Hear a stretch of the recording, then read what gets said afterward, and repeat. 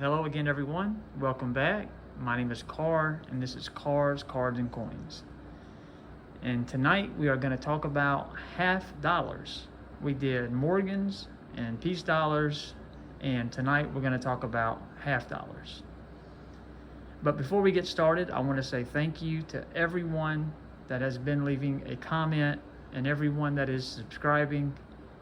It is really cool to see how many people are interested in coins and coin collecting, and everybody that has been commenting and interacting with me. It's been a lot of fun. I have been trying my best to respond to as many as I can. If I somehow missed you, it is not intentionally. I apologize, and I will try to get to it.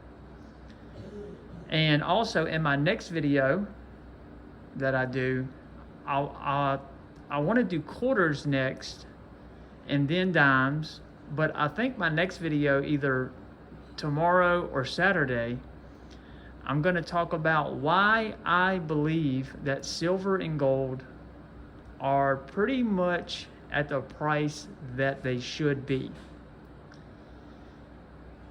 But for tonight, because I have so much to go over, and my wife did give me the kitchen back, and so she's trying to keep the baby quiet, which she's only 5 weeks old, so she's sleeping anyway. But so I don't know how long I have though before the baby wakes up. So I am just going to jump right into it and talk about half dollars. I am missing the flowing hair half dollar, which was the very first half dollar that America minted. And then I am missing the bust half dollar, which is the second half dollar that was minted. I do have the capped bust, the seated, the Barber, the Walker, the Franklin, and the Kennedy. And those are the ones that we're going to talk about. I do have a flowing hair, but it is at a friend's shop. And I did go by there to try and get it, but he was sick today. And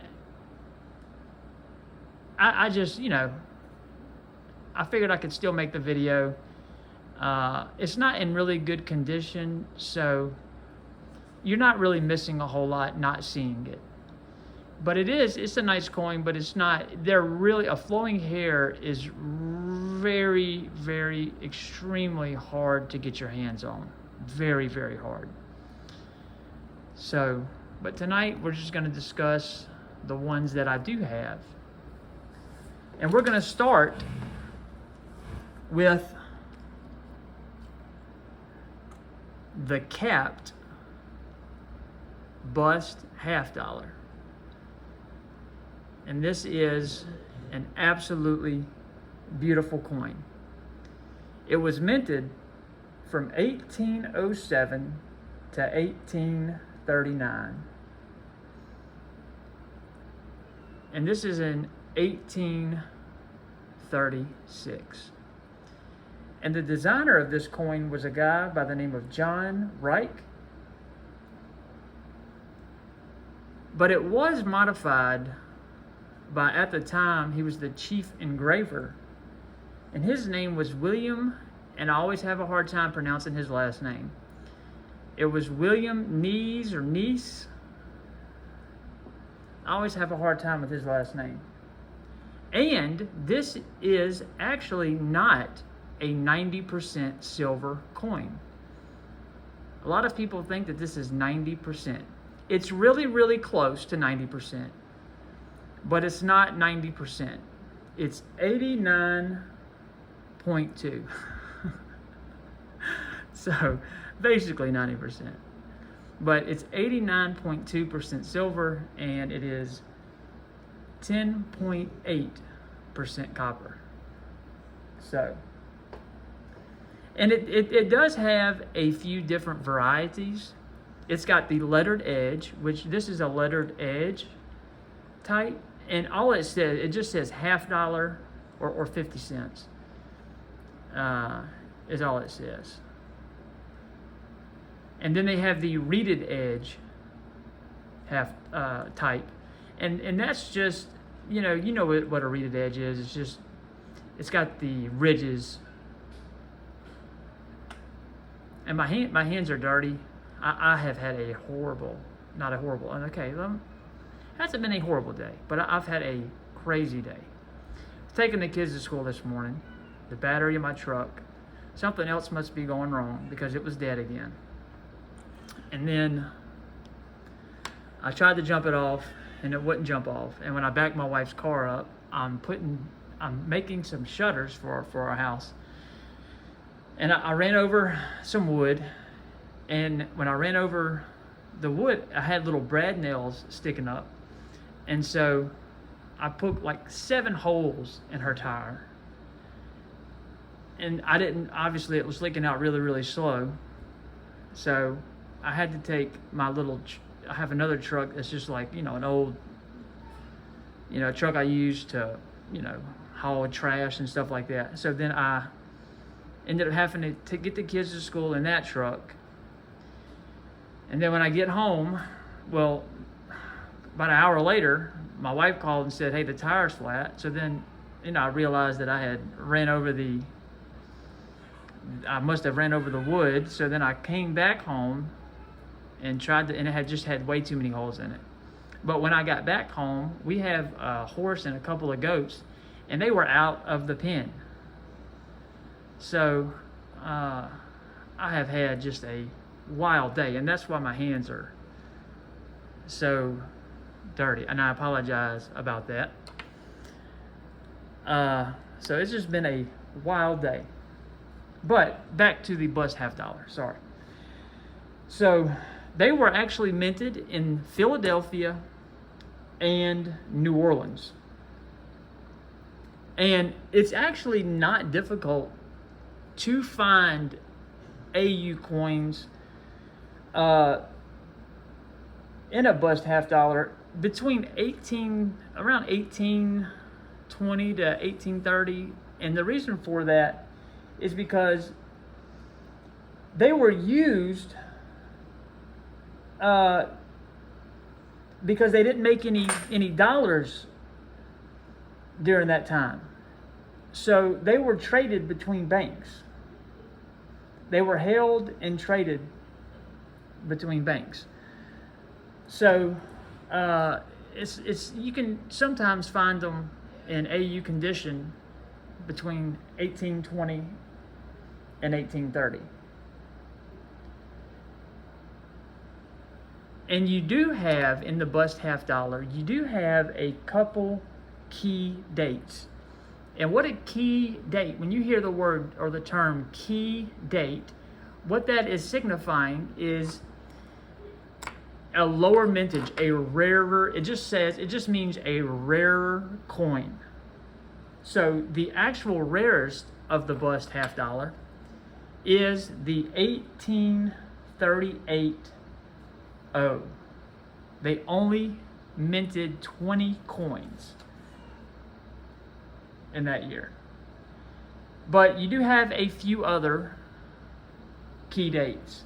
And you have the 1815 5/2.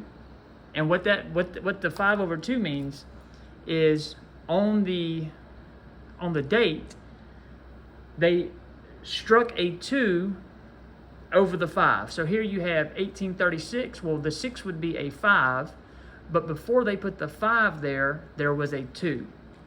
And then they struck a 5 over the 2. And then you have the 1812 2/1 with the large 8. So that's the 1812 2/1 with the large 8. And that just 18, the 18 is going to be big. And then you have the 1817 7/4 and the 1830 large letters. And that's just large letters, you know, just around the top. But if I were to take this coin right now and put it up on eBay, it would sell really, really fast, especially if I listed it between $80 and $115. It would sell. Any coin you get, any half dollar, any capped bust half dollar that you get will sell super easy. These are great for any collection. They are expensive. Even this coin, it's a common date. It's not in the best condition. It's still worth about $80 to $100. So if you can get your hands on one of these, you've got a special coin. But we have a lot to cover, so I am going to move on to what is the seated Liberty half dollar. And this is another really cool coin. I wish I had gotten out a better example, but it's still a beautiful coin. This coin was designed by Christian, and I apologize with the last names, but Gobrich. I don't know how to spell it, and I have a hard time pronouncing it. And these coins were minted between 1839 and 1891. And this coin, this seated Liberty, and it's called the seated Liberty for a very obvious reason. This coin has got a ton of different types. A bunch. It's got, I think, six different types. It's got type 1 is a no drapery, and that's just over her left elbow. It's not going to have, like, you can see like how it's hard to see in this one because I wish I would have put out a better example, but you can see that she's got her gown on and how it's kind of, draped over everything. And, well, there would be no drapery under her left elbow. And that coin was minted only in 1839. And then the type 2 it's not going to have the motto or the motto, "In God We Trust." And that coin was minted between 1839 and 1866. And then you have the type 3, and it had the arrows and rays. And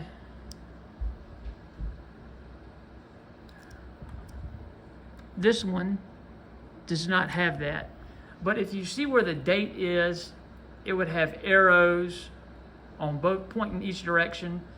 On by the date, it would have one arrow pointing to the left, one arrow pointing to the right. And then above the eagle, it would have sun shining, like rays shining. And then type 4 is the no motto with "In God We Trust," and it had arrows at the date. So no motto, no rays, but it did have the arrows. And that coin was minted between 1854 and 1855. And then the type 5, it did have the motto, "In God We Trust." And that coin was minted between 1866 and 1891. And then you have the type 6, and that with the motto, "In God We Trust," and with the arrows and rays.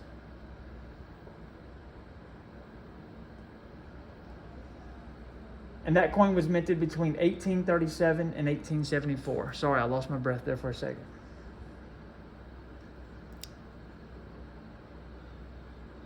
And they minted Each mint, you had 4 different mints minted this coin. You had this coin was made in Philadelphia, New Orleans, San Francisco, and Carson City. Each mint made about 500,000 to 2 million. So each mint, they didn't make a whole lot of these. I think they made just, I really don't want to say, I really don't know exactly how many was made. But between each mint, you had 4 mints that made this coin, and each one made between 500,000 and 2 million. And this coin has what they call key dates or rarer dates. And the rarest dates are the 1853 O, 1878 S, 1870 Carson City, 1842 small date, 1847 7 over S, same thing. So at the date, it would have a 7 over the 6, which means they put the 6 there first, and they struck the 7 over it. Then you've got the 1844 O and the 1851. Those are the key dates of the Seated Liberty $50. Oh man, I knew this video was going to be harder to do because there's a lot. What I'm probably going to have to do is make a video just on bust $50, just on the Seated, just on the Barber, just on the Walker, just on the Franklin, and just on the Kennedy. But the next coin that was minted is the Barber $50. And this coin was made between 1892 and 1915. And it was designed by Charles E. Barber. So Barber $50, and it was designed by Mr. Barber. And it does have 90% silver with 10% copper. And I do know how many of these they made. They made a total of just over 135 million in what they call the business strike. And business strike is just coins that are they're made for transactions. They did make proofs in Barbers, and they made about 17,000 of the proofs. And the proofs are like this. Like this would be considered a proof.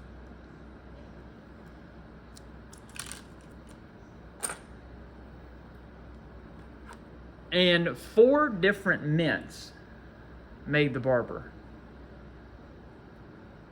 Philly, Philadelphia, Denver. So there you go. That was the first year that Denver started making $50. Denver, New Orleans, and San Francisco. And these coins are very hard to find in better condition. You can find them, but you're going to pay up for them. You're going to pay a lot more money when they get into the extremely fine AU condition. The price of these go way up. This coin right here, you can get this particular coin for about $20, $25, $30. So they're not very expensive. I mean, they're a reasonably priced coin, but when you get into the better condition coins, the price of them does start going up. And these they do have rarer dates in the Barber $50 series. You've got the 1892 O, the 1892 S, 1893 S, 1897 O, 1897 S, 1914, and the 1915. And these, those dates will be tougher to find. Beautiful coin. It's just, they were just really, I guess because they have so much design on them, I mean, they just wear down. And they were used, and I mean, these coins were just, they're very hard to find in better condition. So now we're going to move to one of the more popular coins, and everybody knows what this coin is, the Walking Liberty $50. One of the most beautiful coins that the United States ever made. I mean, just look at that eagle. And the designer of this coin was Mr. Adolf Wyman. Much easier name to pronounce. He was the sculptor and engraver. And this coin was minted between 1916 and 1947. And the key dates of the series is the 1921D. 1921D, they only made about 200,000. You got the 1916, 1916S, 1917D, 1917S, 1919, and the 1938D. And it is also 90% silver. And they made about 500 million of these. And something cool though is these coins were in circulation during the Great Depression and World War II. So, I mean, this coin right here can sell for, the reason why it's $35 is because of the condition. You can find these coins, realistically, you can get them for a lot of times for melt. And you can find Barbers for melt too. Don't get me wrong, you can, but they're going to be in really rough condition, kind of like this one. Like this Barber, this one would sell for melt. It's just in really rough condition. These, if you get them like this, if you get these walkers in this kind of a condition, like this right here, $12. $11, $12. But when you get them in the better condition, like this one's in BU, brilliant uncirculated, it's worth about $35. But hey, these things can sell for about $35,000. So you just got to find the right one, the right date. But in my opinion, this is one of the most beautiful coins ever minted. So now we're going to move on. This video is probably going to be really, really boring, and I am, I'm sorry for that. I'll figure out, I'll probably redo it one day and try to figure a way to make it a little more interesting. But I just want, just give some good basic information on these coins so people know what they're buying and people know what, that's what my whole YouTube channel is about, understanding what you're buying. A lot of people see this coin right here and it is a rare, beautiful coin, but people see that and they, like if your grandma or if someone found this in a shop, you would think that you had, and depending on the date, you could have a lot of money.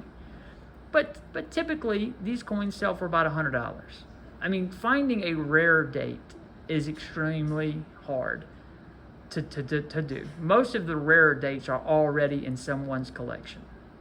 Not that you can't, because you can, but most of them are already in somebody's collection. But we're going to move on. So, the Franklin. Everybody knows about this coin. This is a proof Franklin. This is a business strike Franklin. Full bell lines. And I'll explain what the full bell lines are. It just means it's, I don't know if I can show it on my phone, but at the bottom of the bell, you can see all the lines. I can see them very clearly sitting here looking at it, and I don't know if I'm doing a good job showing them, but Mr. John Sinek was the Schnonik was the designer of this coin, and it is also 90% silver. You can, if you get them like this, where are they at? Right here. If you get them just regular common date Franklins, you can get these all day for about $12. And sometimes when you watch the guys that are like going to banks and buying rolls of $50, and you'll see sometimes they'll find these. But really what they're looking for is these. But we'll get on those in a second. But occasionally you'll see them, they'll find those. And once, a blue moon, they'll find one of those. But anyway, the Franklin, it was minted from 1948 to 1963 in Philadelphia, Denver, and San Francisco. And they made about 500, minted about 500 million. So they're not very rare. Now, you can, the better the condition, and I think there are a couple of key dates. I think the 1948 and the 1949, I think is a key date. Maybe the 55. I'm sure somebody will tell me in the comments. But I think the 55 is a key date, and the 48 and the 49. It might be the 49S.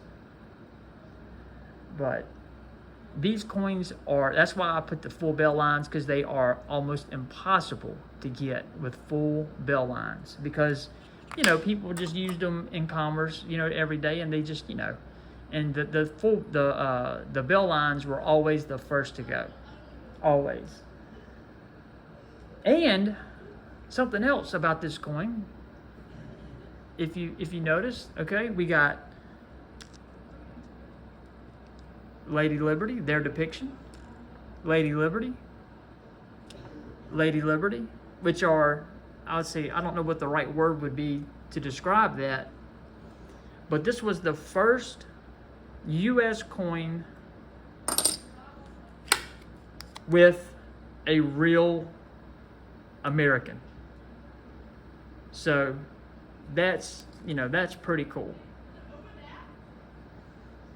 Beautiful coin, especially when you get them in the proof. They're just, come on. Look at that coin. That is just unbelievable. I am at 28 minutes. And here we go. Here you go. Look at that. That's a proof. 68. That is a Walker. And this is my best Walker, Walking Liberty. This is my best.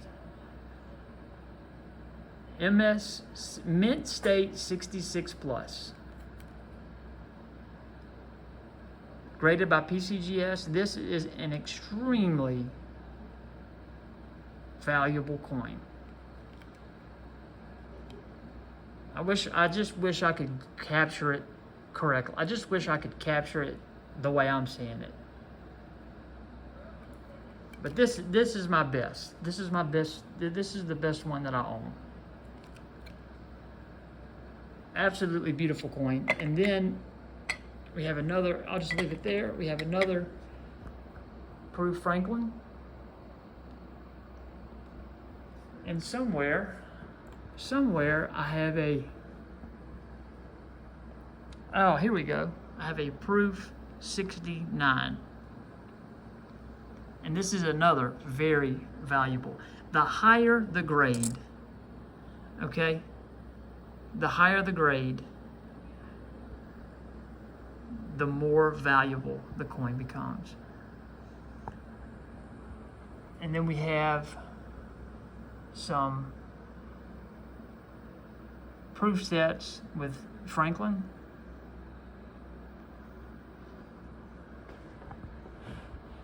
But it was the first coin to have a real American on it, which is very cool. They're not hard to get at all. You can find these if you go to banks and do roll searches. You can sometimes get lucky and find them. Very rare to find one in a bank wrap roll, but you can go to your local coin shop or eBay, whatnot. You can find these relatively cheap. These are a little more expensive, but you can get them like this, like I said, for about melt. So we're gonna move on because I'm already at 30 minutes. This video is going long. My wife's probably ready for me to be done. The coin that everybody knows, the Kennedy. And they actually, this one is a 64, so this one is 90% silver. And you have, I believe you have two different designers, one for the obverse and one for the reverse.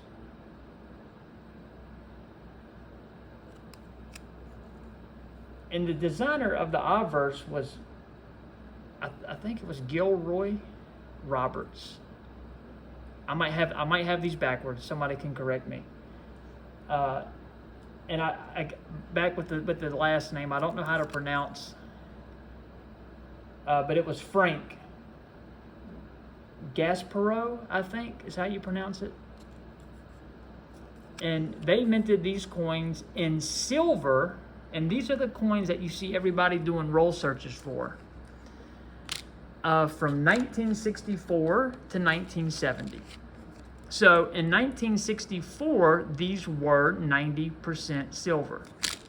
But 1960, let me see here. I think I have one somewhere. Here we go. 1965 to 1970, they were made with an 80% silver coating. And I think I might be saying that wrong. 80% silver coating and a 20% copper inlay. So 80% silver, which makes it basically, it's just 40% silver. That's a better way to say it. It's 40% silver and 60% copper. So these you can still find. You can find these if you are pretty consistent going to the bank looking for rolls, searching through rolls. You can find these pretty consistent. Like if you search, a $500 box, you might find 2 or 3. But I mean, in 1964, they made like almost 500 million. I mean, they made a lot of these. So, and I do think that this coin, I'm pretty sure, the only has one key date, and it's the 1970 D. But what I'm going to do, because this video is already really, really long, I don't think anybody's, got the time to sit there and watch. I think what I'm going to have to do is go from the bust all the way to the Kennedy. And I'm just going to do one at a time. But the next thing that I want to do is I want to do quarters next. But before I do quarters, I'm going to do a video on why I believe silver is where it should be, and gold. Why I believe the price is where it should be.